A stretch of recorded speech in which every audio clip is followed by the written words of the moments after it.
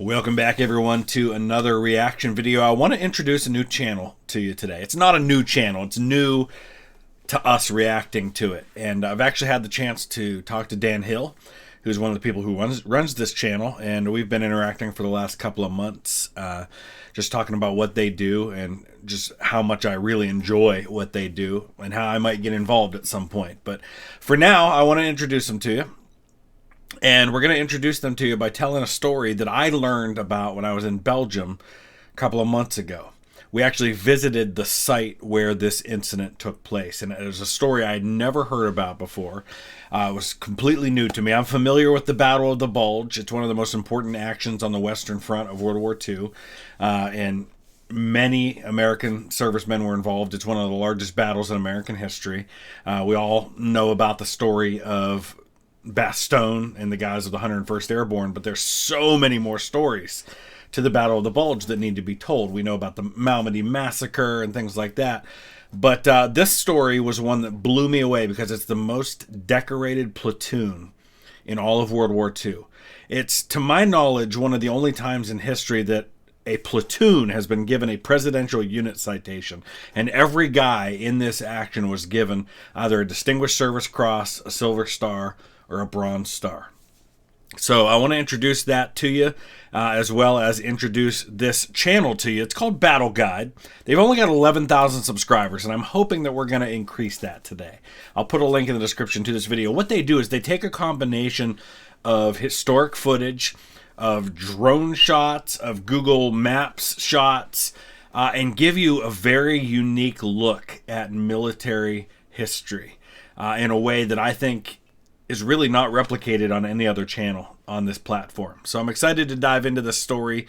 I don't know how much I'll actually offer any commentary to it because they obviously know the story far better than I do. I only know what I learned in my short time, and I've got a book that I'm going to read about it, and I'll give you that recommendation once we get to the end. Let's dive in. In December 1944, the German army was in serious trouble. In the east, the Soviets were in a headlong advance towards the borders of the Reich. To the south, the combined Anglo-American forces were driving Germans up the boot of Italy. And in Western Europe, the thinly stretched defenders were hastily reorganising behind the Siegfried Line following their retreat from Normandy. Nevertheless, Hitler still had dreams of a turnaround. Mustering his... Does Hitler have like a beard going in that picture, or is that just something about the way it's shaded? Because that's fascinating if that's Hitler the case. still had dreams of a turnaround. Mustering his last reinforcements, and backed with a scattering of high-quality new armoured units, including the formidable King Tiger tank, he would roll the dice one final time in the forests of the Ardennes. So we got to see a King Tiger tank when we were there as well, and boy, these things are massive. But you know, Germany just didn't have the resources to be able to build massive numbers of those to really turn the tide. But one of the things they have going for them in the Battle of the Bulge is that there's some bad weather that comes in, and so that Allied air superiority that would have allowed them to see and maybe disrupt a large buildup of armor and manpower in a particular sector goes relatively unnoticed. And we actually visited the spot where the Battle of the Bulge began. It's the spot right at the Siegfried Line where these dragon's teeth are just incredible. I mean, some of them are like as high as a person is. And it was really fascinating to still see those there today. And we actually got to see the spot where the 99th American Division, where their foxholes were and where they were dug in, and pretty neat stuff. And at some point I'll upload some of those short video clips that I did from that tour. But we're going to talk about specifically Lanzerath Ridge today. This is an incredible story. That winter on the Belgian-German border, the battle-weary Allies drew breath. Some units had fought non-stop since June. Others, only just arriving in theatre, were completely untested in battle. Now, as Christmas approached, those divisions occupying the quiet sector around the Ardennes found themselves directly in the path of the last major German offensive of the war on the Western Front. Amongst them were the men of the 394th Infantry Regiment Intelligence and Reconnaissance Platoon, who would soon cement their place in World War II legend. You'll often hear it called an INR platoon, intelligence and recon. They're kind of forward observers. They're kind of in earlier days, you might have called them skirmishers that would have been deployed in front of a main body of force. The men of the INR were handpicked, chosen for their intelligence, observation skills, marksmanship, motivation, and physical fitness. Their role was a dangerous one: to advance ahead of the larger infantry formations, patrol, gather intelligence, and in essence to act as the eyes and ears of their parent regiment. Led by 20-year-old Lieutenant Lyle Balk, it consisted of 2 9-man squads and a 7-man headquarters section. Balk's already challenging role was made all the more daunting by the fact that he was the second youngest man in the entire platoon. By December 1944, the 394th found themselves occupying a sector a few miles inside the Belgian border, close to the Ardennes forest. Balk and his men had spent their first weeks in combat patrolling an unoccupied area to the south of their sector and monitoring the German positions across no man's land. But by December they'd been told to take up a defensive position in the line whilst waiting the arrival of new units.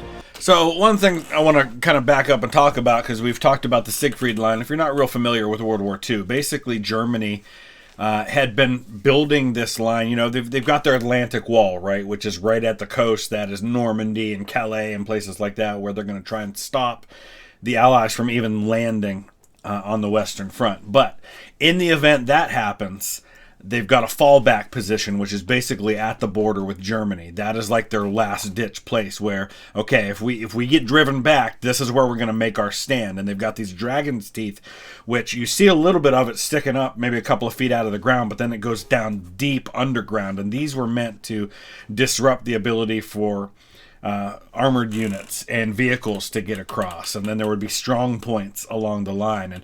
And so this was their fallback position, and it was a pretty tough position, and the Allies, once the breakout happens, once Paris falls, once they're pushing back, the Siegfried Line was a tough nut to crack, and they did kind of get slowed down here for a while. Their dispositions were roughly as follows. The area they were assigned was on the slopes to the northwest of the small village of Lanzerath, overlooking the village itself and the main north-south road which passed through it. The road itself was the major prize. Yep. About a mile to the north, it met another major highway which offered a fast route westwards for armour and vehicles.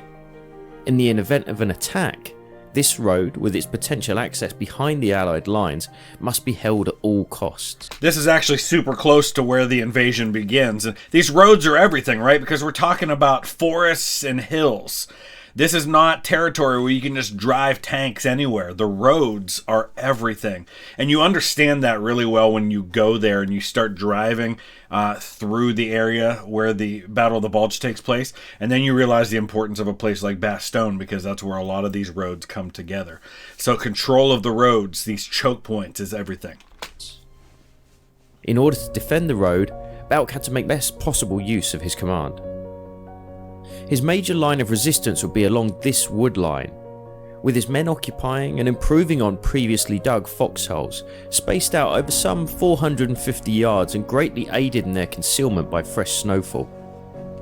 And let me show you, I'm going to show you a couple of the pictures I took from this exact spot.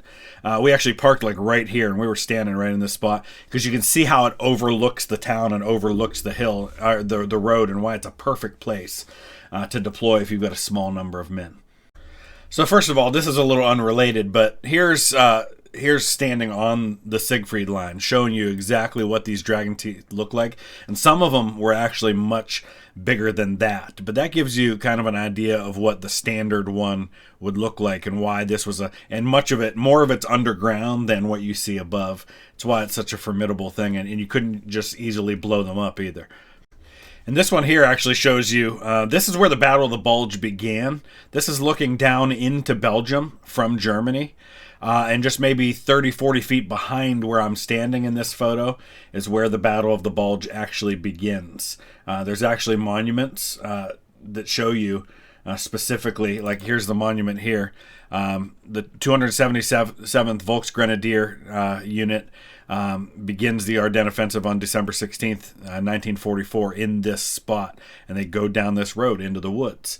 But now let me go ahead and show you exactly the view from where this INR platoon would have been looking down the hill into the village right there. And this is that road that's coming down. And you can see what a formidable kind of vantage point this is. And this is looking up at their position right there from up in the woods where they would have been.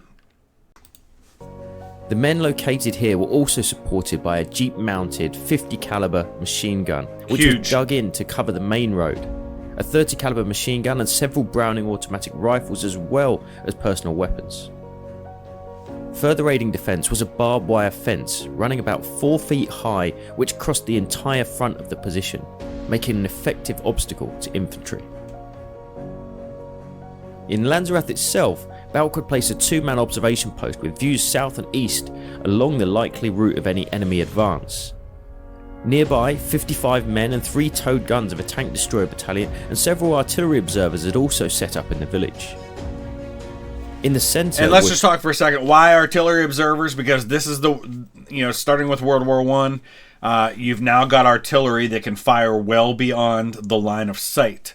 And so you have to have artillery observers who can radio back and tell them where the shots are firing or are landing. Okay, you're too short, you're too long, you're too left, too right. And then call in coordinates and help you zero in that artillery. 2 cafes named Cafe Palm and Cafe Schulzen. Both would be important in the battle to come. From the German side of the wire a few miles away, things looked outwardly quiet. Having fallen back to the once formidable Siegfried Line, the position of which can still be traced by its famous dragon's teeth, it seemed sure that both sides would settle down in the sector and wait out the winter snows. All that was soon to change. Largely unknown to US intelligence, the Germans amassed 2 formidable panzer armies opposite an 80-mile stretch of the Western Front in the Ardennes. Their aim was to launch a surprise thrust through the forest, seizing vital bridges and rail junctions before driving on to capture the major Allied supply hub of Antwerp, some 100 miles away. So it was always a really super optimistic outlook by the Germans that they were going to be able to do all of this. But it also shows us that there's some complacency on the part of the Allies. They've had the Germans on the run on both Eastern and Western fronts for a while now. The Germans have kind of collapsed on the Western front after the breakout from Normandy happens, and they've fallen back. The Allies have kind of run into some resistance, but it's winter, it's getting close to Christmas, everybody's guards down a little bit, and there's definitely some complacency by the Allies that allows for this. Thus splitting the Allied forces and setting back their progress by months at the least. It was a massively ambitious plan, relying on the capture of enemy fuel supplies and maintaining a very strict timetable. Speed was the key. Advancing in the northern thrust of those 2 armies would be the men of the 6th SS Panzer Army, spearheaded by Kampfgruppe Peiper, named for its formidable leader, Obersturmbannführer Joachim Peiper. Arguably one of Germany's most ruthless and effective panzer commanders in World War II. And he is the guy whose unit is going to be responsible for what is known as the Malmedy Massacre, which is something we'll talk about more. I got to visit that site as well. He himself was not convicted and executed for the Malmedy Massacre, but he got his fate meted out to him a little bit later. Apologies, I'm still a little bit of a foggy brain right now because of this illness that I've been dealing with. So, Peiper had earned a fearsome reputation on the Eastern Front, receiving the Knight's Cross with oak leaves from Hitler himself. His task was simple: push on, drive through the enemy lines, sweeping away resistance in a race to capture 2 vital bridges across the Amblev and Meuse rivers before the Americans could reinforce the natural defensive bastions. Time was everything.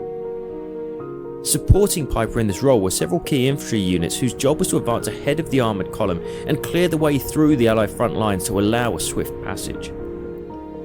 Tasked with clearing the 23-house village of Lanzerath and the key crossroads to its north were the men of the 3rd Fallschirmjäger and 27th Volksgrenadier Divisions.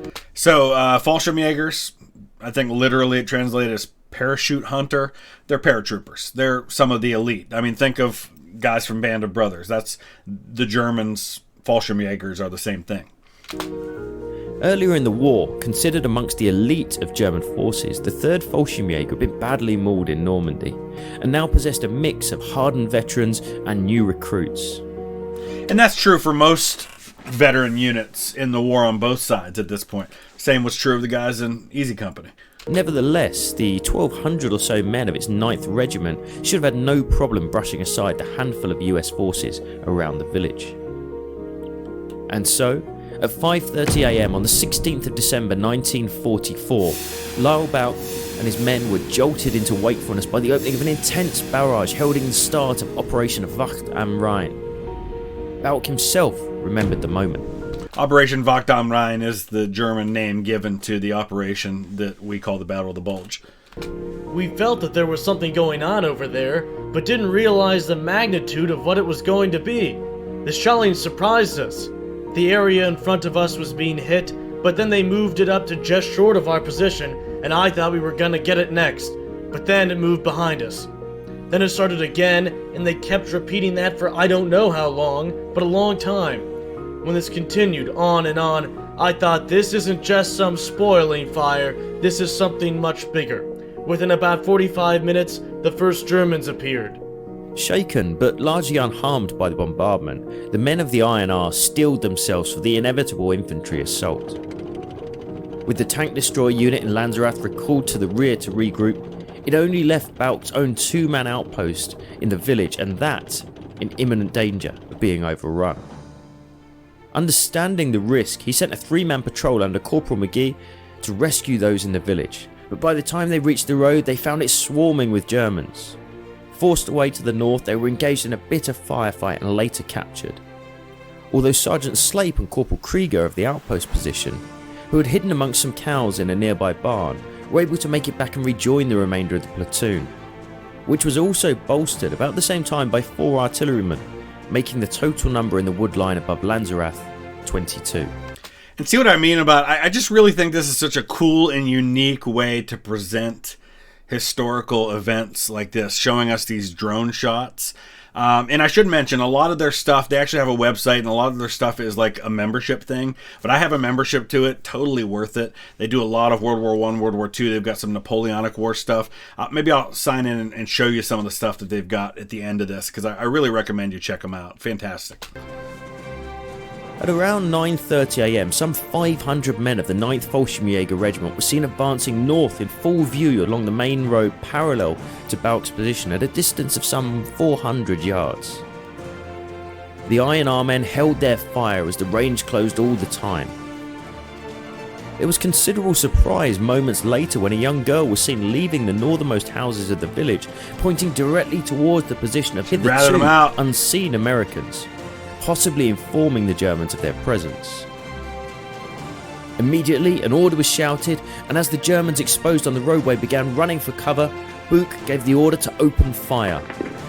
A hail of small arms fire fell directly into the deploying column, causing numerous casualties.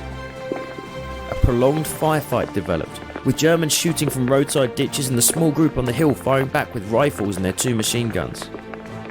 Despite the intense fire, only 1 INR man was wounded, although dozens of Germans fell before they retreated into the village. At around 11 AM, once again a company of Fallschirmjäger was seen advancing directly toward the wood in a frontal assault. Bauck recalled what happened next. They came up this hill in a line of skirmishers, and when they reached the fence, we just fired on them. It was kind of like a manslaughter. This went on for maybe 8 minutes. Finally, it stopped and everything quieted down. I remember what that looked like in the snow. It's hard to imagine. As the devastating effect of the American fire from well-protected positions became clear, the surviving Germans withdrew to the cover of the road around 11:45 AM, leaving a high tide mark of fallen at the fence running in front of the American position. It wouldn't be the last attack. I mean, this is literally just getting started. I think these guys hold out for an entire day, slow the entire German advance in the Ardennes offensive down by a day. At approximately 3 PM, Bauck was surprised to see yet another frontal assault develop against their positions, this time with larger numbers and with heavier supporting fire. The result was the same. The platoon's jeep-mounted 50 caliber machine gun, firing across the line of advance, took a horrific toll on the attackers, as did the accurate fire from the foxholes. German paratrooper Rudi Frühbeiser recalled the moment. Here there's lying snow on the ground, and the paratroopers in their model smocks really stand out. When the third company approaches the houses, Zugführer Schiele stumbles and does not get up. When somebody turns him over, he concludes, headshot. Meyer and Schmidt are wounded less severely. Medic Mathieu walks to the wounded. He is clearly recognizable with the red cross on his chest. As he's treating the wounded, there's a shot. He grabs his face and keels over. Headshot. Yeah, a couple of things about that. And listen, first of all, it's important to note that while a lot is made and a lot of focus is put on terrible things done by the Axis powers, and I'm not in any way, shape, or form comparing what the Germans and the Japanese did to what Americans and others did. So, for example, the Malmedy Massacre, 80-some Americans get machine gunned in a field during the first days of the Battle of the Bulge. Lesser known, a couple of days later, members of the 11th Armored Division do something very similar to a group of German soldiers. Gets kind of brushed under. George Patton writes about it in his diary, hopes nobody finds out about it. But we also need to understand that there were times when the Germans would, and we have stories of this, and I think it might have happened here. Maybe they'll talk about this. We're using people, either real medics or people disguised as medics, to get intelligence and to get close. Then Smith turns around to help. He's also hit by a headshot. Examining survivors' accounts of this particular moment strongly suggests that INR's Private Milosevic was the man firing at this time, as it was later reported that he detected a medic leaning over a wounded soldier talking into a communications device. There you go. Shortly afterwards, mortar fire began landing. And listen, it's not to say that there couldn't have been some mix-up with that. Maybe that's what he thought he saw. Maybe it was a real medic. Maybe the medic was acting as a forward observer and radioing back information. But this kind of stuff happens in war, unfortunately. Close to his position, and so Milosevic opened fire. Whatever the truth in the fog of war, it was clear that this was a bitter and desperate fight. By now, the sheer weight of German fire was taking its toll. Several men had been slightly wounded, others more seriously, with Private Khalil being hit full in the face by a rifle grenade which failed to explode, lacerating his face and driving his broken teeth into the roof of his mouth. Lucky that was all that happened. Pressure increased, and whilst the men on the ridge held their own, their last communications were destroyed. The 50 caliber machine gun disabled, and ammunition was growing perilously short. Balk, now with several wounded, and all his men cold, scared and exhausted, and facing over 1,000 enemy infantry, resolved to hold out till dusk before attempting to retreat back towards friendly lines. 2 men were sent in the direction of regimental headquarters requesting a formal withdrawal order. Neither would make it. Back down in Lanzaret. Think about that. He wouldn't even withdraw without orders. I mean, most people would have understood in that situation if you withdrew. But he's like, I'm going to hold until I'm ordered otherwise. Impressive. Village. At the Café Schulzen, the 9th Bolschem-Jäger Regimental Commander Oberst von Hoffmann, frustrated and unsure of the enemy strength on the hill, was concerned about the loss of time. With Kampfgruppe Piper en route and expecting the area to be secured, he resolved to launch one more assault against the hard-pressed and enormously outnumbered defenders. This time moving through Lanzerath village to get around the right of the American line and roll up the INR men from flank and rear. That's what you have to do when you have a huge numerical advantage and your enemy's in a strong defensive position. You just got to use your numbers and get around them. I'm really not sure why they didn't do this sooner, unless maybe they just didn't realize how small of a force they were facing. Back on the hill, Balk and his men were nervously waiting for dark, husbanding their last few rounds and tending the wounded. Sadly, time had run out. Just as the sun set over Lanzarat, a strong German attack burst into the tree line from their exposed flank. Balk himself described what happened next. They hit us from the right side and came out of Lanzerath. We didn't know they were there. The only thing I remember was looking at the back of the foxhole we were in, and I saw some motion to the right side of the platoon, and knew it wasn't my guys out there, so I started firing at these figures. Moments later, the barrel of a gun came into the hole, and I pushed Sakanikis, and as I did that, whoever had the weapon opened up, and it hit Sak in the right side of the face. The next thing I remember, it seemed like there wasn't any firing going on. At that time, I thought about my Aunt Mildred. She was a palm reader. She had told me when we were back in St. Louis, if you lived to be 21, you were going to have a long life. It's his birthday. So, I had a few hours to go. Taken into captivity along with the remnants of his platoon and marched into Lanzarat village a prisoner of the Germans, Lyle Bauk lived to see his 21st birthday and began a long and brutal journey back to a prisoner of war camp where he and his men would remain for the rest of the war. I'll give some credit to the Germans here on one thing. In this kind of a situation where you've lost hundreds of casualties trying to take a stubborn defensive position, many times in war, this is the kind of situation where you would just execute the prisoners. You wouldn't even bother. You'd be so upset about all the guys you had lost. I'm not trying to justify them if they had done that, but that would have been a normal thing to have happened in that situation. All told, Bauk's small command had lost just one man killed, Private Billy Queen, shot whilst firing from his foxhole, though 14 of his men were wounded. The 9th Fallschirmjäger probably left some 30 dead on the slopes above Lanzarat, and perhaps as many as 100 wounded. The real success, though, was measured not in the casualty toll inflicted on the enemy, but in time. The INR platoon had held up a vastly superior enemy for more than 12 hours, and even after their capture that evening, the Germans would not continue their advance, believing that the ferocity of resistance they had met throughout the day must have come from a much larger force. In this alone, the INR materially contributed to the failure of Kampfgruppe Piper to break through the American lines and cross the River Meuse. The final gamble in the West, due to men like Lyle Bauk, did not pay off. In the months and years following the actions on the Lanzarat Ridge, the story of what passed there that December day was largely forgotten. The survivors went home and continued with their lives, rarely speaking about those the war. guys. It was not until several decades later that the story rose to prominence as authors and historians began to piece together the actions of that day.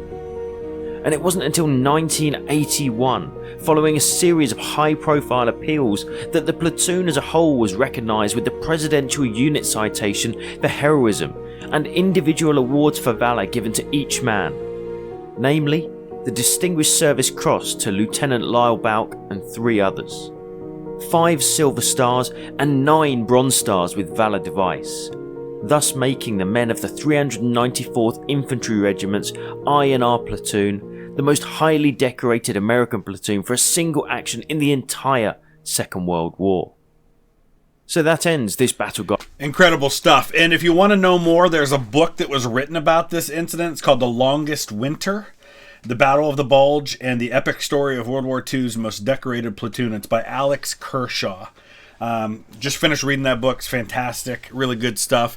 And like I said, I want to show you a little more about what these guys do on this channel. So this is just a look inside my subscription to this. These are what they call the on-demand tours, which you can watch anytime. They also do live tours, which are things you can participate in. They've got stuff on the Boer War, the First World War. And I actually used some of this to help with my research on my most recent trip to Ypres. So just, for example, just look at some of these. These are all just for the First World War. And these aren't like short things like what we just watched. These are full on like college level lecture type stuff. Like this is an hour long. And you're going to have a guy who's narrating this and kind of walking you through these events and showing you what's going on. And they include images, they include eyewitness accounts that are narrated. They show you, like I said, some of these type of things with maps. And it's just really some of the best stuff out there. Let me show you some of the other wars and what they've got. It's fantastic stuff. I really, if this is the kind of thing that you're into, I highly recommend it. Let me go back to my account so I can find it here. Napoleonic Wars. We've got Talavera, Fuentes de Honoro, so Peninsular War stuff, Battle for Hougoumont at Waterloo. You've got Franco-Prussian War, the Battle of Sedan, which is kind of like the battle of the Franco-Prussian War. Second World War, you've got Saint Nazaire, Guadalcanal, Stalingrad, the Dam Busters, Arnhem, Carentan, Gold Beach, all kinds of stuff you can see here. The Battle for Berlin, and then you've got some other stuff, Bosworth, Agincourt. So great stuff. I'll put a link to their channel, their YouTube channel, as well as to their website, so you can check that stuff out for yourself. Highly recommend it, and we'll be back soon with some more. Thanks for watching.